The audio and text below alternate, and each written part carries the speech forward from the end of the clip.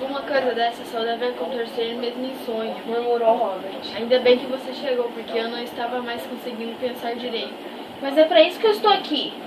E aqui em cima ninguém vai conseguir nos incomodar. Então, o que está acontecendo? A semana inteira, desde o nosso último encontro, eu fiquei pensando como as coisas que você me ensinou se encaixam tudo bem. Você me ensinou um monte de truques. É verdade. Mas eu me pergunto, por quê? Porque o resultado desses truques é o que é.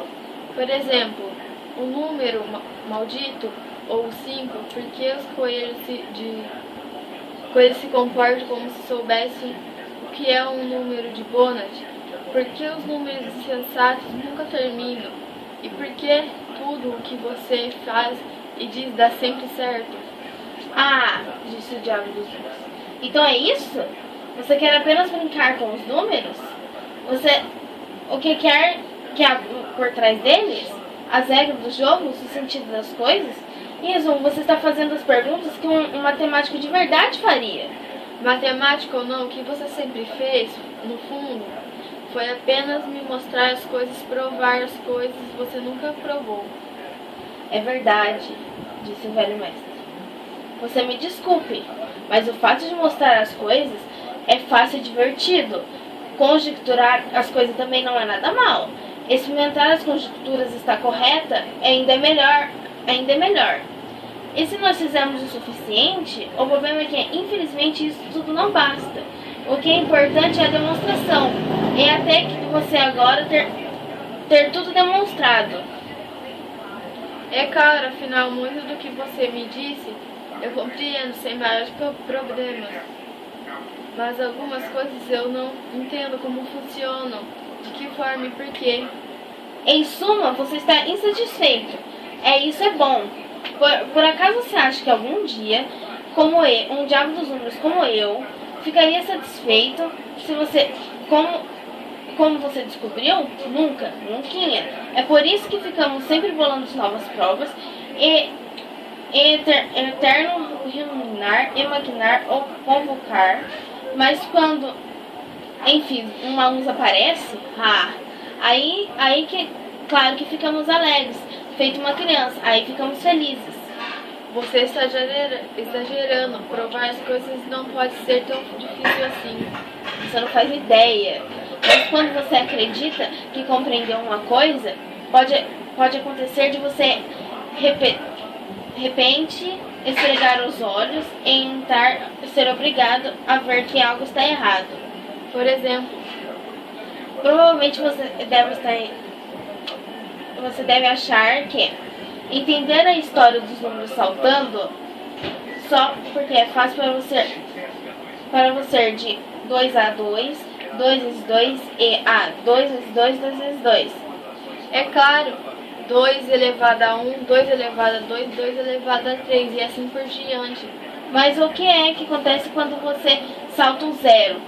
1 elevado a 0, 8 elevado a 0 ou 100 elevado a 0. Você sabe o quanto que dá isso? Quer que eu diga, você vai rir, mas vai dar 1 de novo. Como assim? Perguntou Robert perplexo. Melhor nem perguntar. Você poderia demonstrar para você que é assim, mas acho que você ficaria louco se fizesse isso. Experimente, exclamou Robert, furioso, mas o diabo dos números não se deixou perturbar. Você já tentou? Perguntou ele. Atrasar o rio caudaloso? Isso eu conheço bem. Conheço muito bem, exclamou Robert. Nado. Não dá. Porque a correnteza logo a arrastaria para longe. Mas no meio do rio tem algumas pedras. O que você faria então? Procuro pedras que estejam bem próximas, para que eu possa ir pulando de uma para a outra. Assim, se tivesse chegado do outro lado, se não fico preso no meio do rio. É exatamente a mesma coisa se acontece com a demonstração. Mas com há milênios a gente vai tentando de tudo para atravessar um rio. Você não precisa começar do começo. Já são inúmeras as pedras do rio em que você pode confiar. Elas já foram testadas milhões de vezes. Não de escorregadias. Não cedem a mesma garantem um passo firme. Enquanto você tem uma ideia nova, uma conjectura, aí procura pela pedra mais próxima e pode alcançá-la, vai pulando até chegar na terra firme. Se você prestar bastante atenção, não vai molhar os pés. Ah, Disse Robert. mas no caso dos números, dos pentágonos ou dos números saltando, onde está a terra firme? Será que você pode me dizer isso? Boa pergunta, respondeu o Diabo dos Ouros. A terra firme nesse caso são algumas afirmações tão simples que nada mais simples do que elas. Uma vez tentando chegando a essas afirmações, fim de papo, elas valem como uma prova. E que afirmações seriam essas? Bom, por exemplo, para cada comum, seja ele 14 ou 14 bilhões, existe um único sucessor, o que encontra somando aquele número, ou um ponto que não pode ser dividido porque ele não possui extensão, ou ligando dos pontos mais superfície plana, e você só pode atravessar uma única linha reta, e segue infinitivamente em ambas as direções. Isso eu compreendo, quer dizer que partindo dessas afirmações e pulando sempre adiante, você chega nos números malditos de Bonnet. Chego fácil. Eu vou muito mais adiante. Uma única coisa é que você precisa prestar atenção danada em cada pulo. Como no Rio Cadeloso, algumas pedras ficam muito distantes entre si. E aí você pode pular de uma pedra para a outra. Se tentar pular, vai cair na água. Para voltar, dobra as várias esquinas e algumas vezes tem uma ideia tentadora, mas não conseguir provar que ela pode conduzi-la adiante. Ou então descobre que sua bela ideia não seria bela coisa nenhuma. Você ainda lembra de que lhe mostrei bem no comecinho daquela história de como você pode aparecer todos os algoritmos a partir do 1? E assim por diante, bem que parecia que a gente poderia continuar fazendo os algarismos aparecendo dessa forma, não é? É, e você ficou curioso quando eu disse que tinha alguma coisa de errado aí. Bom, verdade que eu só disse aquilo para irritá-lo, porque não tinha mesmo a menor ideia do que estava falando. Ainda assim, você mostrou ter um bom aro. Eu continuei fazendo as contas e, de fato, ao chegarem 1 vezes 101, 101 vezes 1, 101 vezes 1, caí na água. De repente comecei a se encontrar uma salada de algarismos. Você está entendendo? O truque que parecia bom e funcionar bem, mas no final das contas isso não adianta nada, sem uma demonstração.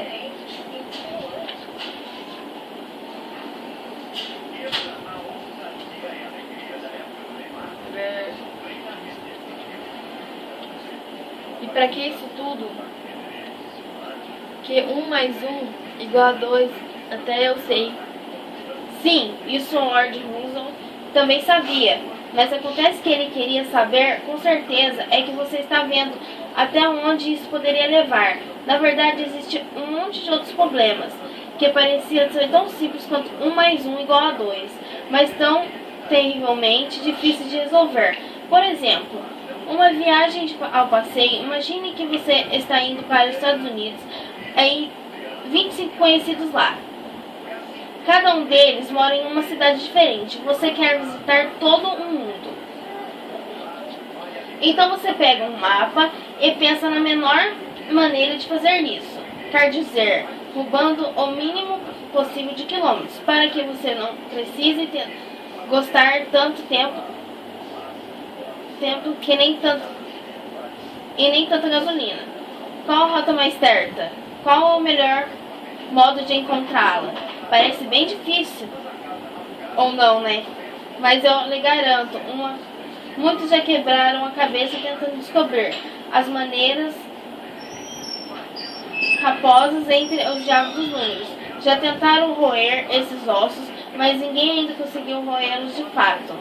Como assim? Admirou-se Robert. Não pode ser tão difícil. Eu penso quando possibilidades existem. Desenho-as em meu mapa e então faço a conta para ver qual a rota mais curta. Certo, disse o velho. Você monta, por assim dizer, uma rede com 25 de nós. É evidente. Se quero visitar dois amigos, só vai existir uma rota, de A para B. 2. Você poderia também fazer o contrário, de B para A. Dá no mesmo. E se não três os amigos? Então as possibilidades seriam de A para B, A para C, B para A, B para C, C a A, C B, B a C, C para B, A para C, C para A para B e B para A. A distância, aliás, sempre é a mesma para qual quer dizer uma dessas rotas, mas que são 4 amigos estão começando a torturar das escolhas. Concordou Robert.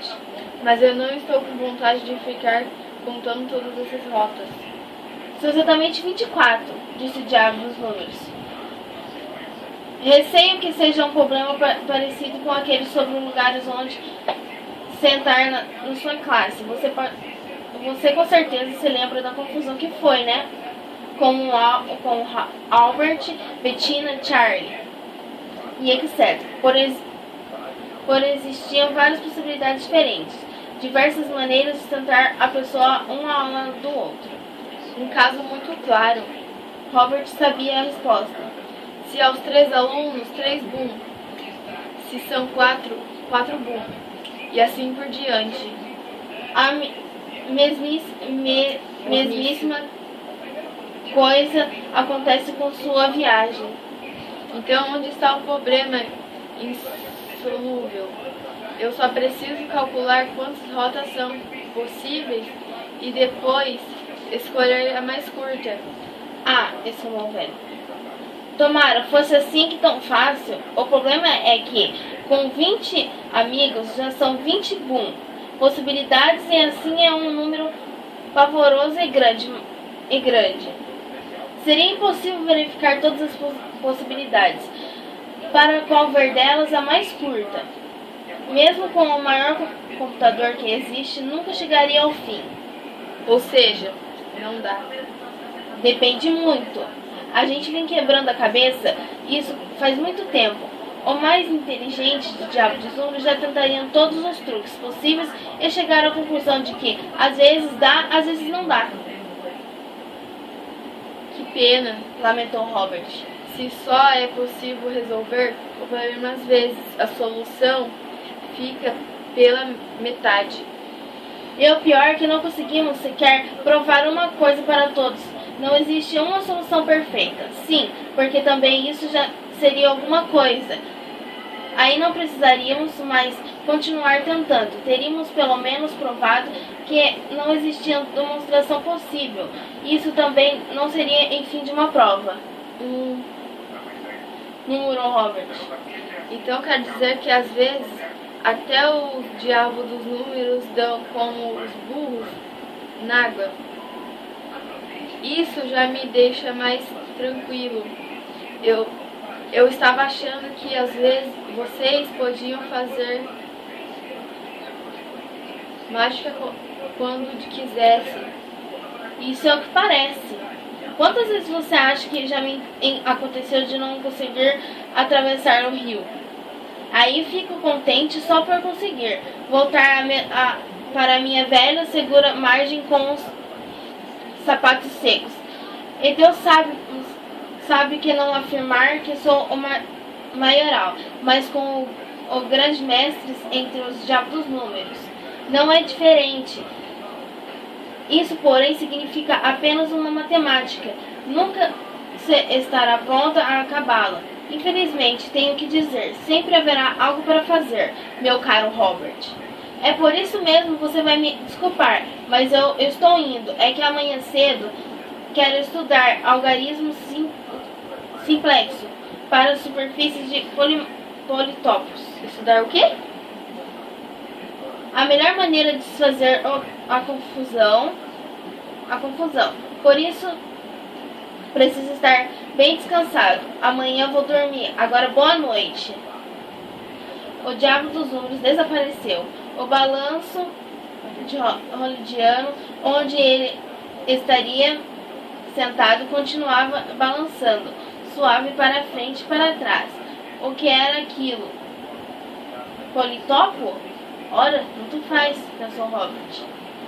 O que é que não preciso mais ter medo, professor Bockel? Será que ele vem atrás de mim de novo? O diabo dos números com certeza vai me tirar do sufoco. A noite estava quente. Era desagradável sonhar daquele jeito. E no jardim do terraço, Robert continuou balançando, sem pensar em nada, até andar com o dia já bem claro.